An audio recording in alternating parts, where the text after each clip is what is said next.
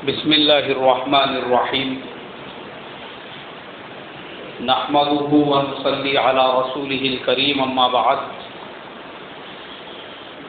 محترم بھائیوں، بزرگوں اور دوستوں، آج ہم نے اللہ کے فضل و کرم سے 11ویں تراویح مکمل کی۔ محترم بزرگوں، 12ویں پارے میں اللہ تبارک و تعالی نے حضرت نوح علیہ السلام کے بعد حضرت ہود علیہ السلام،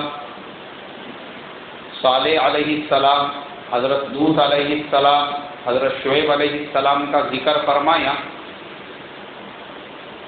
اور پھر پوری کے پوری مستقل سورہ یوسف نازل کی، جس میں اللہ نے حضرت یوسف علیہ السلام کا پورا واقعہ بیان کیا۔ یوسف علیہ السلام حضرت ابراہیم علیہ السلام کے پڑ پوتے تھے۔ ابراہیم علیہ السلام کو 2 بیٹے تھے، حضرت اسماعیل علیہ السلام اور حضرت اسحاق علیہ السلام۔ اسماعیل علیہ السلام تو مکہ میں تھے، ان کی نسل سے جو نسل چلی اس میں تمہارے اور میرے آقا جناب حضرت محمد الرسول اللہ صلی اللہ علیہ وسلم پیدا ہوئے۔ دوسری جو نسل تھی حضرت اسحاق علیہ السلام کی، ان سے حضرت یعقوب علیہ السلام، جن کا دوسرا نام اسرائیل بھی ہے، انہی کے نام پہ یہ جو اسرائیل ہے اس کا نام رکھا ہوا ہے۔ اور حضرت یعقوب علیہ السلام کو 12 بیٹے تھے، 2 بیویاں تھیں، ایک بیوی سے 10 بیٹے تھے، اور دوسری بیوی سے حضرت یوسف علیہ السلام اور حضرت بنیامین، ایسے یہ 2 بیٹے تھے۔ اور پوری دنیا میں بھی یہ جتنے یہودی آباد ہیں، یہ سب حضرت یعقوب علیہ السلام کے انہی 12 بیٹوں کی نسل سے چلے۔ انہی 12 بیٹوں میں ایک بیٹے کا نام یہودا تھا، تو یہودی اپنی نسبت اس یہودا کی طرف کر کے اپنے آپ کو اس کی اولاد کہتے ہیں، حالانکہ قرآن نے ان کو بھی مسلمان کہا ہے۔ ان کو بھی کیا کہا ہے؟ مسلمان کہا ہے، ملت ابیکم ابراہیم ہوا سماکم المسلمین، یہ آگے آئیں گا 17ویں پارے۔ اللہ نے ان کو بھی مسلمان کا نام دیا تھا، مگر چونکہ ان کو اپنے آپ کو مسلمان کہلانے سے زیادہ اپنے آپ کو یہودی کہلانا زیادہ پسند تھا، انہوں نے اپنے آپ کو اسلام سے زیادہ برادری کی طرف موڑا۔ جیسے ہمارے زمانے میں بھی مسلمانوں کی ایک بہت بڑی آبادی اور تعداد ایسی ہے، ان کو اپنے مسلمان ہونے سے زیادہ اپنے برادری کے اوپر فخر ہوتا ہے۔ میں شیخ ہوں، میں سید ہوں، میں پٹھان ہوں، میں تڑوی پٹھان ہوں، اور میں مومن ہوں، میں انصاری ہوں، میں منصوری ہوں، میں تنبولی ہوں، میں اتار ہوں، میں منیار ہوں، اور پتہ نہیں اور کون کون سی برادریاں ہیں۔ مسلمانوں میں بھی بہت بڑی تعداد ایسی ہے، ان کو مسلمان ہونے سے زیادہ برادری سے محبت ہوتی ہے، یہاں تک کہ کچھ لوگ برادری کے نشے میں اتنے چور ہوتے ہیں، بظاہر وہ دیندار نظر آتے ہیں، ٹوپی بھی ہے، جبہ بھی ہے، داڑھی بھی ہے، ماشاءاللہ اپنے آپ کو دیندار کا لیبل بھی لگا کے گھوم رہے ہیں، مگر ان کے دل و دماغ پہ بھی برادری کا نشہ ایسے سوار ہوتا ہے۔ ایک اجتماع میں مجھے جانے کا موقع ملا، مغرب بعد بیان شروع ہوا، میں نے ایک ساتھی سے ان سے کہا چلو بیان میں بیٹھیں گے۔ ارے نہیں بولے، میں یہ مولانا کے بیان میں نہیں بیٹھتا، یہ دوسرے برادری کے ہے بولے۔ مشورے میں رائے آئی تھی ہمارے برادری کے مولانا کے بارے میں، ان کا بیان نہیں طے ہوا، اس کے لیے میں بھی بیان میں نہیں بیٹھتا بولے۔ ہمارے برادری کے مولانا کا بیان طے ہوتا نا، اس کے بعد پہلے جا کے بیٹھتا، یہ اپنے برادری کے نہیں ہیں۔ مطلب وہ انسان ظاہر میں مسلمان ہے، اندر پوری یہودیت بھری ہوئی ہے۔ کیا بھری ہوئی ہے بولو؟ یہودیت، یہ یہودی پناہ ہے۔ یہ میری برادری، میرا خاندان، میری قوم، میرا قبیلہ، میرے لوگ۔ اللہ کے نبی کو اللہ میں نے کسی برادری کا نبی بنا کے نہیں بھیجا تھا، پورے عالم کا نبی بنا کر بھیجا تھا۔ تو حضرت یوسف علیہ السلام کے یہ جو بھائی تھے، انہی میں سے ایک کی نسل یہودوں نے اپنے آپ کو اس کی طرف منسوب کیا، ہم اس کی اولاد ہیں۔ تو یوسف علیہ السلام چھوٹے سے بچے تھے، خواب دیکھا انہوں نے، ایک چاند، ایک سورج اور 11 ستارے ان کو سجدہ کر رہے ہیں۔ ابا حضرت یعقوب تو نبی تھے، اور نبی کے بیٹے اور نبی کے پوتے تھے، اور نبی کے باپ بھی تھے۔ حکمت اور بصیرت تو کوٹ کوٹ کے بھری ہوئی تھی۔ کہا کہ بیٹا یہ واقعہ کبھی بھی کسی کے بھائی کے سامنے مت سنانا اپنے خواب کو۔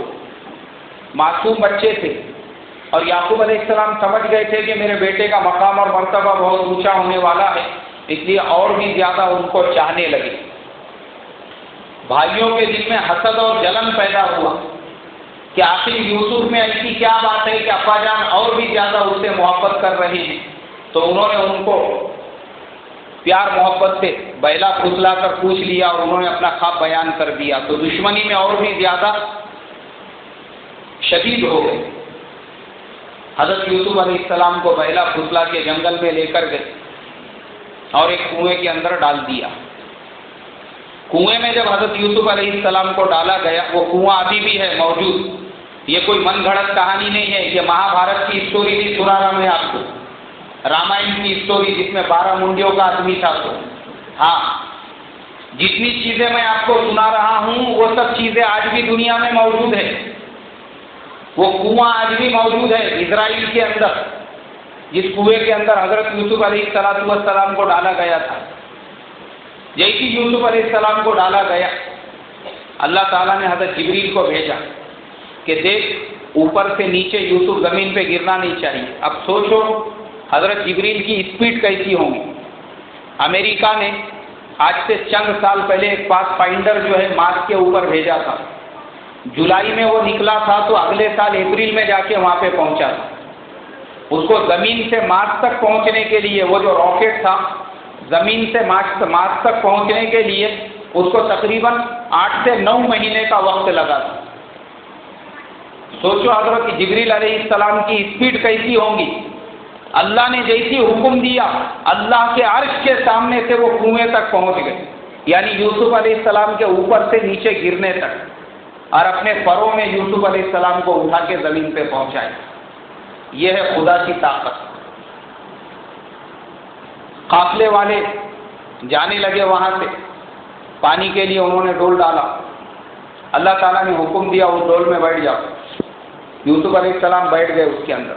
انہوں نے جب اوپر نکالا، کہنے لگے قال یا بشرا ھذا غلام، تمہارے لیے خوشخبری ہو، اس کے اندر تو ایک لڑکا ہے۔ اور یوسف علیہ السلام کو مصر کے بازار میں لے کر گئے بیچنے کے لیے، اور ادھر بھائی لوگ جب ابا کے پاس میں واپس لوٹے تو ایک بھیڑیے کا خون، بھیڑ جو ہوتی ہے بکری، اس کا خون وہ یوسف علیہ السلام کے کرتے کو لگا کر ابا کے سامنے گئے، اور ابا کے پاس میں کہا وجاءوا اباهم عشاء يبكون قالوا يا ابانا انا ذهبنا نستبق وتركنا يوسف عند متاعنا فاكله الذئب وما انت بمؤمن لنا ولو كنا صادقين۔ ہم سچے لوگوں میں سے یوسف علیہ السلام کو بھیڑیا نے کھا گیا۔ یعقوب علیہ السلام تو نبی تھے، کہا کہ ماشاءاللہ بھیڑیا اچھا سمجھدار تھا، یوسف کو کھایا، پورا کرتا آرام سے نکال کے۔ ارے بھیڑیا اگر کھاتا تھا تو کرتا بچتا تھا کیا؟ نہیں بچتا تھا، کرتے کے ٹکڑے ٹکڑے ہو جاتے تھے، پھٹ جاتا تھا۔ اب میرے محترم بزرگوں، مصر کے بازار میں جب لے کر گئے، کوئی خرید نہیں سکا۔ عزیز مصر نے یوسف علیہ السلام کو خرید کے اپنے گھر پہ لے کے آ گئے۔ یوسف علیہ السلام کو اللہ نے اتنی خوبصورتی عطا فرمائی تھی، علماء نے لکھا ہے یہ پورے دنیا میں آج ہم کو جتنی خوبصورتی نظر آ رہی ہے، یہ صرف 10% ہے۔ اللہ نے 90% کس کو عطا فرمایا تھا؟ حضرت یوسف علیہ السلام، اتنے خوبصورت تھے۔ عزیز مصر کی جو بیوی تھی زلیخا، اس کو یوسف علیہ السلام سے محبت ہو گئی، اور یوسف علیہ السلام سے برے کام کا ارادہ کر کے، کیونکہ یوسف علیہ السلام تب تک جوان ہو چکے تھے، برے کام کا ارادہ کر کے ان کو ایک کمرے میں لے کر گئے۔ لے جانے کے بعد اس کے پورے کھڑکیاں دروازے بند کر دی، یوسف علیہ السلام نے پوچھا کہ تو کیا چاہتی ہے؟ بولے میری ایک خواہش تو پوری کر دے اور میرے ارمانوں کو ٹھنڈا کر دے، بس میں اتنا ہی تیرے سے چاہتی ہوں۔ یوسف علیہ السلام تو اللہ کے نبی بننے والے تھے، اور نبی کے بیٹے، نبی کے پوتے، دادا بھی نبی، پر دادا بھی نبی۔ اب وہ زلیخا اپنے خداؤں کے وہاں پہ مورتیاں رکھی ہوئی تھیں، ان کے اوپر پردہ ڈالنے لگی۔ یوسف علیہ السلام نے بولے یہ کیا کر رہی ہے؟ بولے میں اپنے خداؤں کی آنکھوں پہ پردہ ڈال رہی ہوں، انہوں نے دیکھنا نہیں۔ بول یوسف علیہ السلام نے کہا کہ میرا خدا تو وہ ہے جو کالے رات میں کالے پہاڑ پہ کالی چونٹی جو چلتی ہے اس کے پیروں کو بھی دیکھتا ہے۔ ہو سکتا ہے تیرے خدا اتنے عاجز اور کمزور ہو کہ پردہ ڈالنے سے وہ اندھے بن جائے، لیکن میرا خدا اندھا بن سکتا ہے کیا؟ وہ تو اتنی طاقت والا ہے، ساتوں آسمان اور ساتوں زمین کے اوپر کیا چل رہا ہے، کیا ہو رہا ہے، وہ اپنے عرش سے بیٹھے بیٹھے دیکھ لیتا ہے۔ یوسف علیہ السلام دوڑے دروازے کی طرف، تو زلیخا نے ان کا کرتا پیچھے سے پکڑ کے کھینچا جو پھٹ گیا۔ اب دیکھو، جو آدمی اپنے آپ کو گناہ کے کام سے بچانا چاہتا ہے، اللہ کیسی اس کی حفاظت کرتے ہیں۔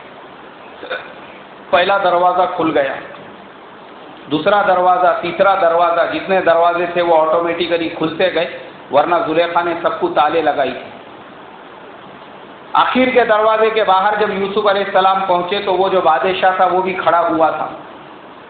وہ جب دیکھنے لگا کہ یوسف ہے اور زلیخا اس کے پیچھے بھاگ رہی ہے، تو بادشاہ نے پوچھا کہ کیا ماجرا ہے؟ اب دیکھو اس نے کیسے پلٹی کھائی، وہ زلیخا نے، ناگن کے جیسا۔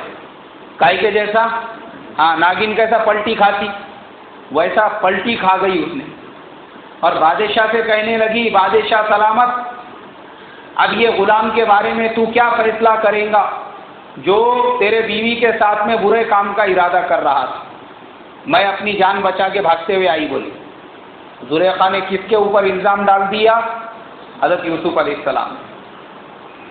اس کے بعد میں یوسف علیہ السلام تو اللہ کے نبی تھے۔ بادشاہ نے کہا یہ عورت کیا کہہ رہی ہے؟ یوسف علیہ السلام نے کہا کہ یہاں پہ میرا اپنا کوئی بھی نہیں ہے، یہ جو بچہ ہے جھولے کے اندر، اس بچے سے پوچھو کہ کون سچا ہے، میں سچا ہوں یا یہ عورت سچی ہے؟ لوگ کہنے لگے ارے یہ بچہ کیا بات کرے گا، مگر میرے محترم بزرگوں، اللہ کی ذات تو وہ ہے جو بلوانے پہ آئے تو پتھروں سے بلا دے، درختوں سے۔ حضور صلی اللہ علیہ وسلم جب راستے سے چلتے تھے تو پتھر بھی سلام کرتے تھے۔ کون سلام کرتے تھے؟ ہاں، پتھر بھی سلام کرتے تھے، درخت بھی جھک جھک کے سلام کرتے تھے۔ تو وہ معصوم بچے سے بلوانا کیا بڑی بات تھی؟ وہ اکیلا بچہ نہیں ہے، دنیا میں ایسے 4 بچے گزرے ہیں جنہوں نے ماں کے پیٹ سے پیدا ہوتے ہی بات کی تھی۔ یہ بچہ حضرت عیسیٰ علیہ السلام، حضرت موسیٰ علیہ السلام پہ قارون نے جو بہتان لگایا تھا وہ، اور بنی اسرائیل میں جریج نام کے ایک آدمی تھے عابد، ان کے زمانے میں ایک بچے نے بات کی تھی۔ وہ بچے کو پیش کیا گیا، وہ بچے نے کہا کہ کرتا دیکھو، اگر یوسف علیہ السلام کا کرتا سامنے سے پھٹا ہوا ہے تو یوسف قصوروار اور زلیخا بے قصور، اور پیچھے سے پھٹا ہوا ہے تو زلیخا قصوروار اور یوسف علیہ السلام معصوم ہیں۔ کرتا جب دیکھا گیا تو یوسف علیہ السلام کا پیچھے سے پھٹا ہوا تھا۔ بادشاہ نے کہا کہ اے عورتوں، اِنَّ کَیْدَکُنَّ عظیم، تم بہت ہی زیادہ مکار اور دھوکے باز ہو۔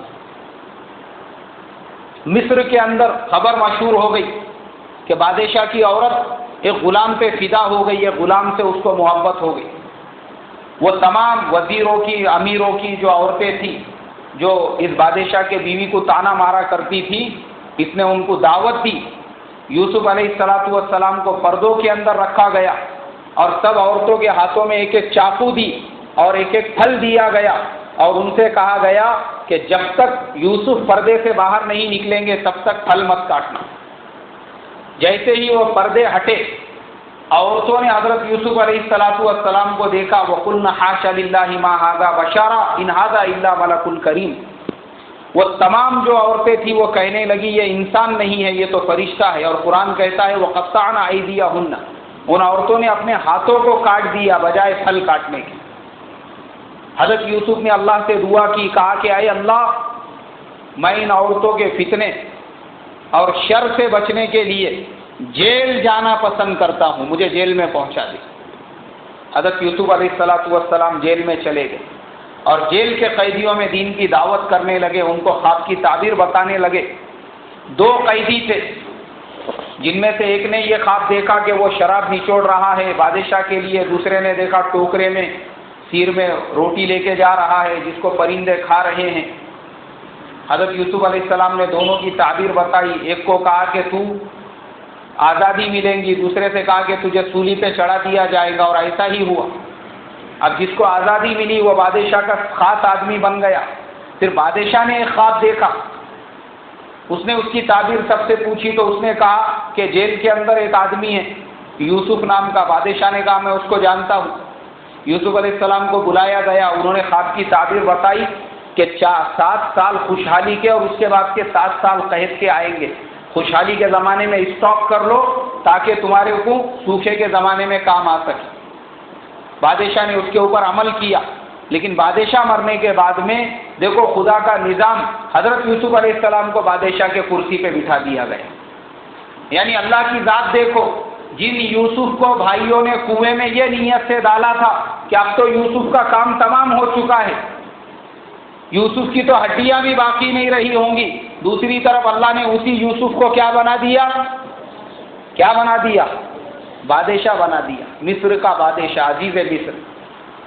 اب جہاں بھائی رہتے تھے وہاں پہ بھی قحط پہنچا۔ ابا حضرت یعقوب نے کہا کہ جاؤ بادشاہ کے پاس میں مدد لینے کے لیے۔ بھائیوں کو کیا معلوم ہے جو بادشاہ کے پاس جا رہے وہ کون ہیں؟ اپنے بھائی حضرت یوسف ہے۔ حضرت یوسف نے اپنا جو سگا بھائی تھا بنیامین، اس کو روک لیا ایک بہانے سے، اس کے سامان میں ایک سامان رکھ کے، اور اس کے بعد دوسرے بھائی حضرت یعقوب کے پاس آئے، کہا کہ ہمارا بھائی چوری میں پکڑا گیا۔ یعقوب علیہ السلام اور رونے لگے، کہا فصبر جمیل، اور پھر واپس سے بھائیوں کو بھیجا حضرت یوسف کے پاس۔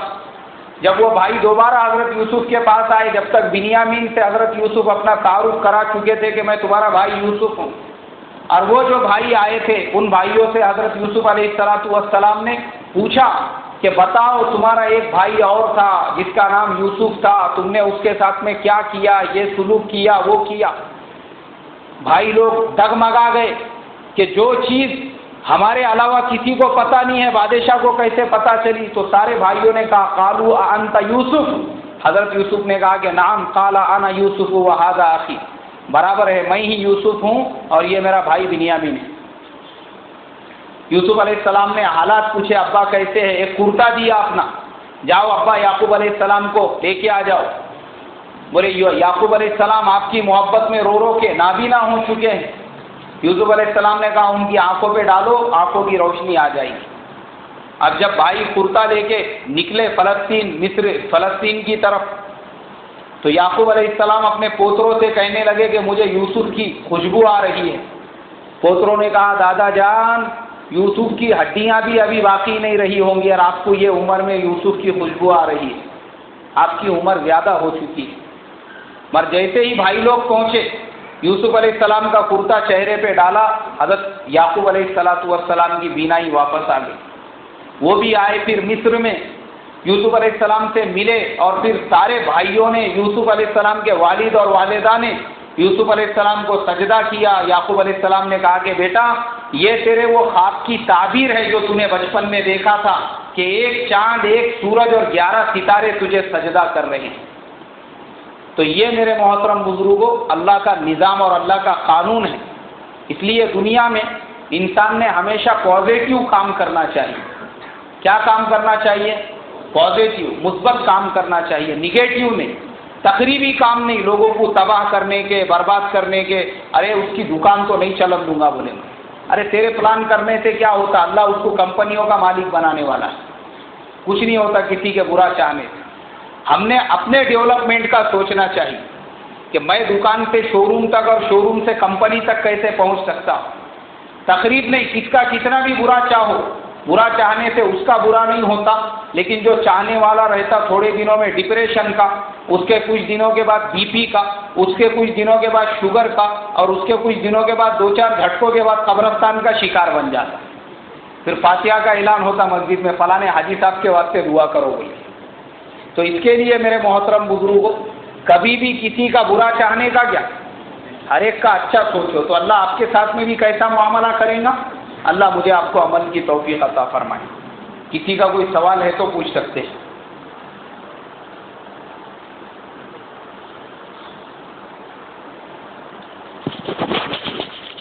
جی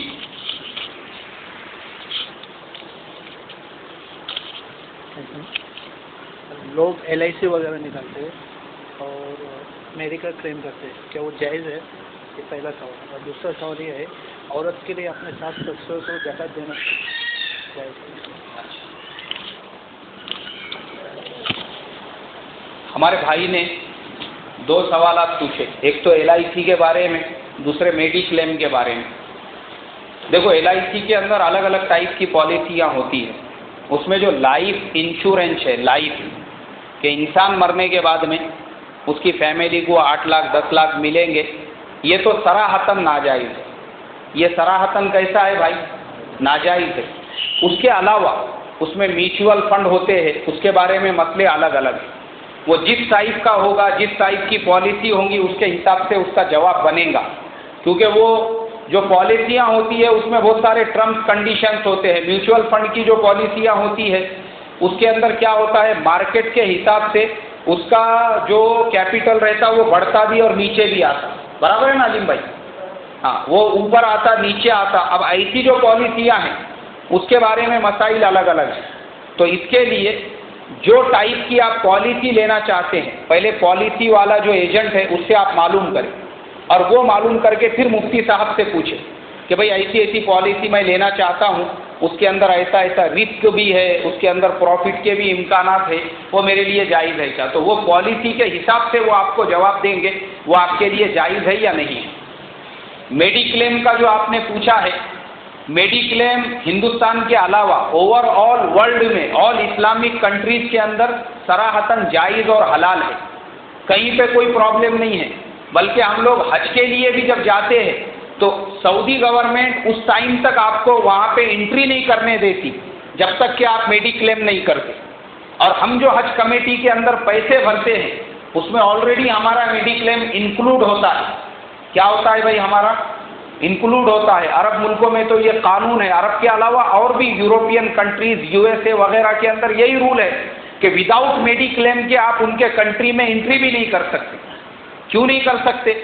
آپ کا ایکسیڈنٹ ہو گیا، آپ کو کچھ ہو گیا تو وہ کنٹری کے لوگ کہاں سے ذمہ داری لیں گے؟ وہ چندہ کر کے تھوڑی آپ کا خرچہ برداشت کریں گے۔ اس کے لیے وہ آپ سے جب ویزا کا پیمنٹ لیتے ہیں یا جو جس طریقے سے بھی لیتے ہیں یہ ترتیب ہوتی ہے۔ لیکن ہمارے ملک ہندوستان کے اندر اس کے بارے میں علماء کا شدید اختلاف ہے، مگر ابھی 2 مہینے پہلے کشمیر کے اندر بانڈی پورہ بول کے ایک علاقہ ہے جہاں پہ مدرسہ دارالعلوم رحیمیہ ہے، وہاں پہ ایک کانفرنس ہوئی اوور آل انڈیا کے مفتیوں کی میڈی کلیم کے مسئلے کے اوپر۔ پورے انڈیا کے مفتیوں نے بیٹھ کے وہاں پر اس پہ بحث و مباحثہ کیا، اور وہ میڈی کلیم کا جو مسئلہ تھا اس کے بارے میں یہ اجازت دی ہے کہ کچھ بیماریاں، جو بیماریاں بڑی بڑی ہے جس کا خرچہ بہت زیادہ ہوتا ہے، اس کے پیکیجز میڈی کلیم کے اندر آپ لے سکتے ہیں۔ پورا میڈی کلیم جائز ہے ناجائز ہے، کیونکہ وہ ابھی کانفرنس ہو کے میرے خیال سے مشکل سے 1.5 سے 2 مہینے ہو رہے ہیں، تو اس کی کتاب ابھی تک میرے پاس میں آئی نہیں۔ اگر وہ کتاب میرے پاس میں آ جاتی ہے کہ ہمارے انڈیا کے مفتیوں نے میڈی کلیم کے اوپر صراحتاً کیا فتویٰ دیا ہے، تو انشاءاللہ اس کی زیروکس میں آپ کو ضرور دوں گا۔ اور کسی کا کوئی سوال؟ مولانا زکوٰۃ کا پیسہ اور صدقہ فطر جو نکلتا ہے دونوں پیسے ملا کے کسی کو اناج خرید کے دے سکتے ہیں؟ ہمارے بھائی نے جو پوچھے کہ صدقہ اور زکوٰۃ کے جو پیسے ہیں صدقۃ الفطر کے کسی کو اناج خرید کے دے سکتے کیا؟ اس کا جواب میں نے کب دیا؟ کل دیا نا میں نے اس کا جواب کہ بہت اچھی بات ہے، کوئی حرج ہی نہیں ہے، بالکل آپ دے سکتے ہیں۔ ہمارے بھائی نے ایک اور ایک سوال کیے تھے، وہ مجھے ابھی یاد آیا کہ بہو اپنے ساس سسروں کو زکوٰۃ دے سکتی ہے کیا؟ بالکل دے سکتی ہے، کوئی حرج کی بات نہیں ہے، کیونکہ ساس سسرے اس کے ماں باپ نہیں ہیں۔ ہمارے شریعت کے اندر بیٹا باپ کو اور باپ بیٹے کو، بیوی شوہر کو اور شوہر بیوی کو زکوٰۃ نہیں دے سکتے، بہن کو دے سکتے، بھائی کو دے سکتے، بہو ساس کو دے سکتی، سسروں کو دے سکتی، بہت اچھی بات ہے، اس سے اور بھی اچھے ریلیشن بنیں گے۔ اور کسی کا کوئی سوال؟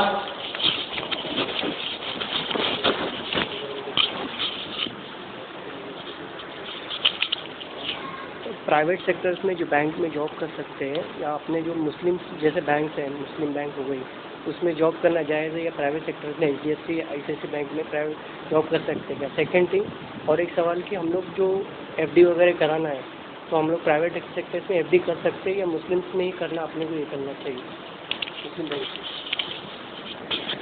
دیکھو، ہمارے عمران بھائی کے 2 سوال ہیں۔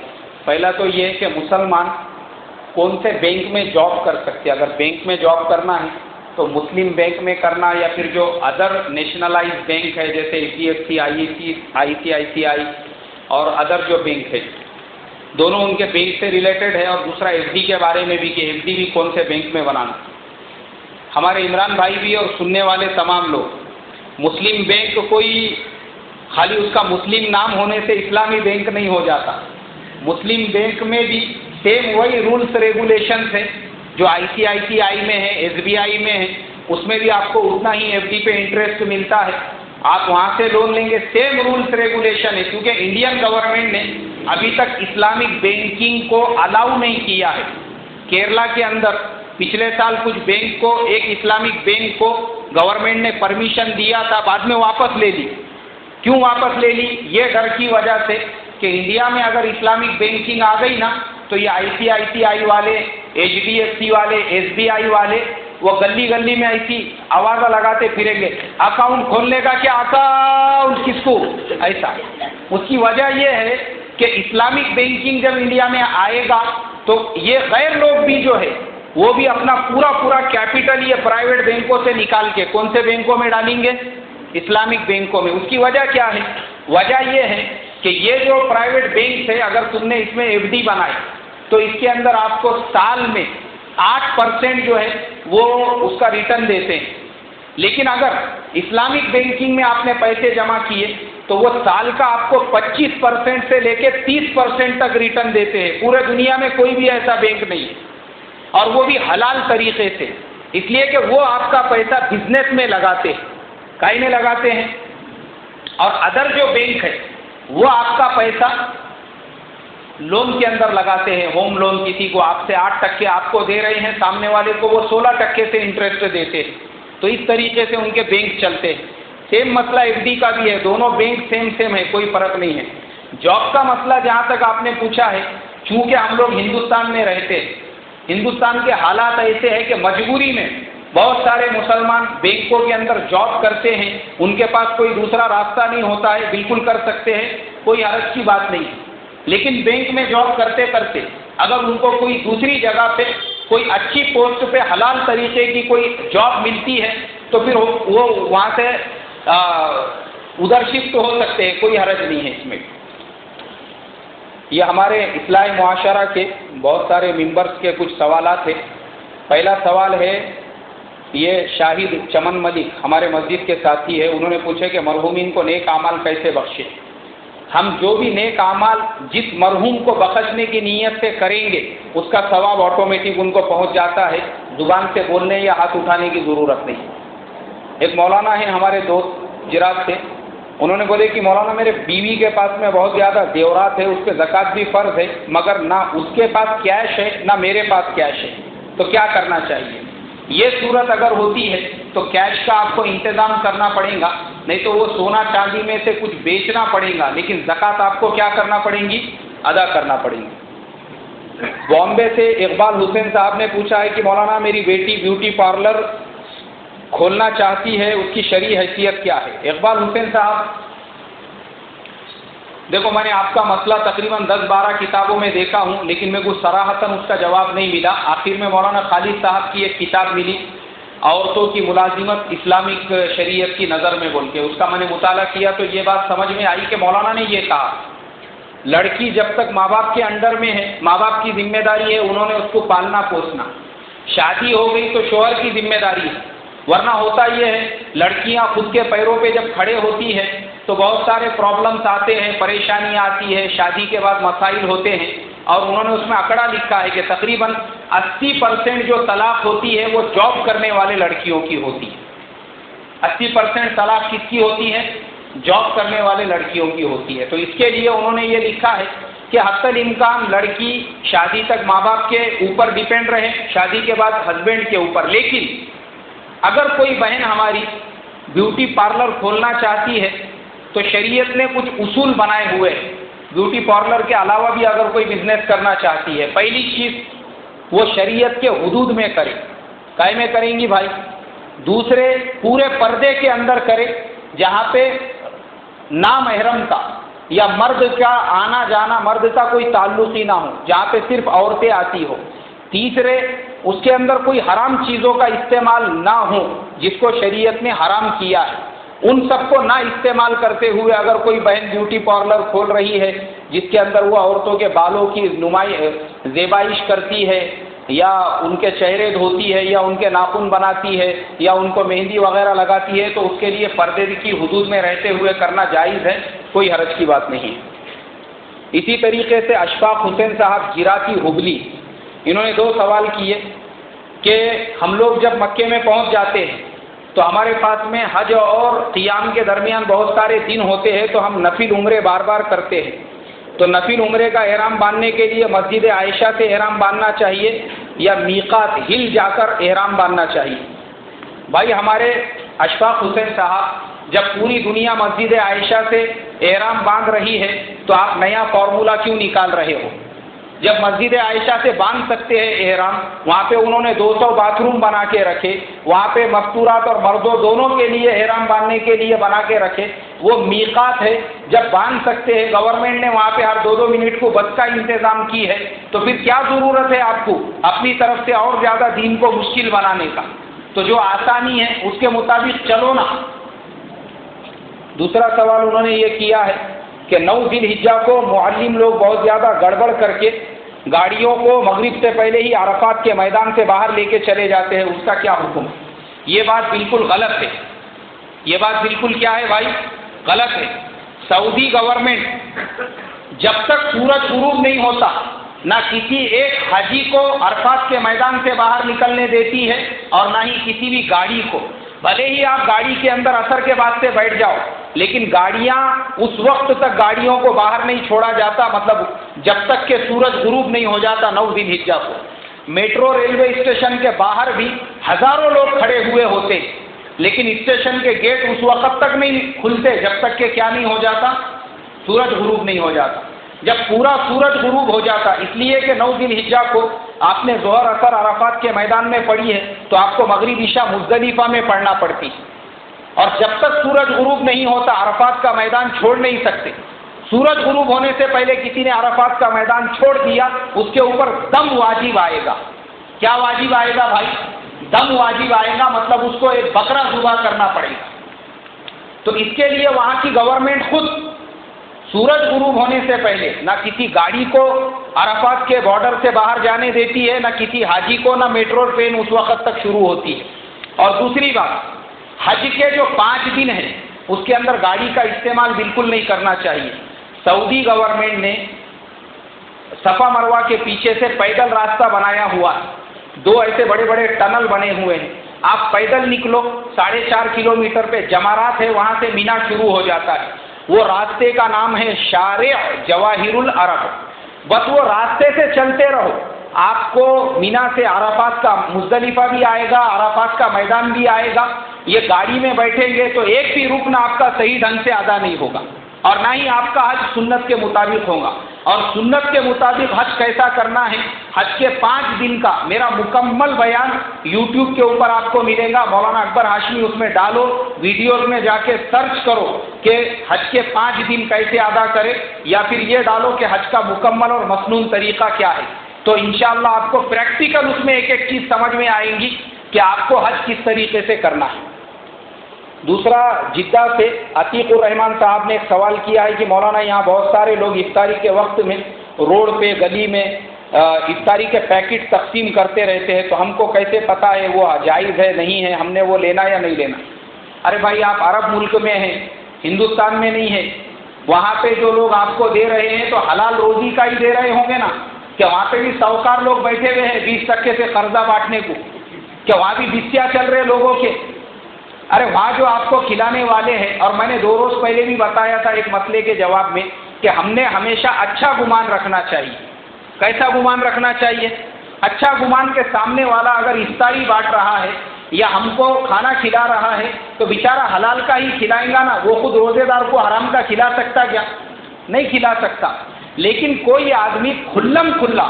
ایک اور سوال بالا پور سے جو ہے ایک ماسٹر صاحب ہے رفیق سر، انہوں نے بھی پوچھا ہوا ہے کہ بہت سارے لوگوں کا بیاج کا دھندا ہوتا ہے، شراب کا دھندا ہوتا ہے، وہ گھر پہ بلاتے ہیں کھلاتے پلاتے، تو اس کا کیا حکم ہے؟ کھلم کھلا اگر کوئی کر رہا ہے تو آپ نے بھی کھلم کھلا اس کی دعوت کا انکار کرنا چاہیے. کھلم کھلا والے کا، کھلم کھلا کوئی بیاج سے پیسے بانٹ رہا اور اس نے آپ کو دعوت دیا تو اس کے منہ پہ بولو بھائی ہمارے لیے تمہاری دعوت جائز نہیں ہے کیونکہ تم حرام کا کاروبار کر رہے ہو. کھلم کھلا کسی کی شراب کی دکان چل رہی ہے، اس کو بولو بھائی آپ کا کھانا ہمارے لیے حلال نہیں ہے، چاہے اس کو برا لگے. جب وہ اللہ سے نہیں ڈر رہا ہے کھلم کھلا گناہ کرنے کو تو آپ کو بولنے میں کیا حرج ہے؟ لیکن کسی کے بارے میں ہم کو پتہ نہیں ہے، معلوم نہیں ہے، بیچارے لوگ لا کے دے رہے ہیں، یا آپ کو افطاری کھڑے رہ کے پوچھو ان کو آپ کے کاروبار کیا کیا ہے، اس کے بعد میں وہ کیری بیگ لوگ. ایک سوال، یہ ہمارے بہت خاص دوست تھے پرویز باسی صاحب بنارس سے. یہ ماشاءاللہ وہ ہے کہ ان کے والد وغیرہ کو اللہ نے قاری طیب صاحب رحمۃ اللہ علیہ، مولانا انور شاہ کشمیری رحمۃ اللہ علیہ، مولانا حسین احمد مدنی رحمۃ اللہ علیہ جیسے بزرگوں کی خدمت کا موقع دیا ہوا ہے. اور پچھلے دنوں بھی ان کے والد صاحب جمعیت کے ایک جلسے میں گئے تھے تو وہاں پیر پھسل کے گر گیا تھا. میں نے شاید مسجد میں دعا کے لیے اعلان بھی کرایا تھا ان کے لیے.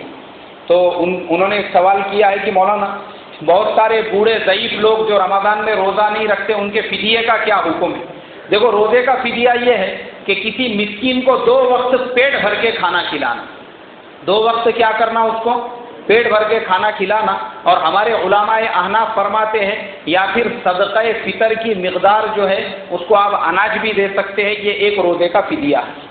اسی طریقے سے بمبئی کرلا سے پائپ روڈ سے شاہد میاں نے پوچھا ہے کہ بے وضو ذکر اور تلاوت کر سکتے ہیں کیا؟ دیکھو بغیر وضو کے ہم ذکر بھی کر سکتے ہیں، قرآن کی تلاوت بھی کر سکتے ہیں، لیکن قرآن کو ہاتھ نہیں لگا سکتے. کیا نہیں کر سکتے؟ ہاتھ نہیں لگا سکتے. اگر قرآن کو ہاتھ میں لے کے پڑھنا ہے تو اس کے لیے کیا کرنا پڑے گا؟ قرآن نے کہا لا یمسہ الا المطہرون، قرآن کو بغیر وضو کے ہاتھ مت لگاؤ. تو ہاتھ میں اگر قرآن لینا ہے تو وضو کرنا ضروری ہے. اللہ مجھے آپ کو عمل کرنے کی توفیق عطا فرمائے. سبحان اللہ و بحمدہ، سبحانک اللہم و بحمدک، نشہد ان لا الہ الا انت، نستغفرک و نتوب الیک. سبحان ربک رب العزۃ عما یصفون و سلام علی المرسلین والحمد للہ رب العالمین.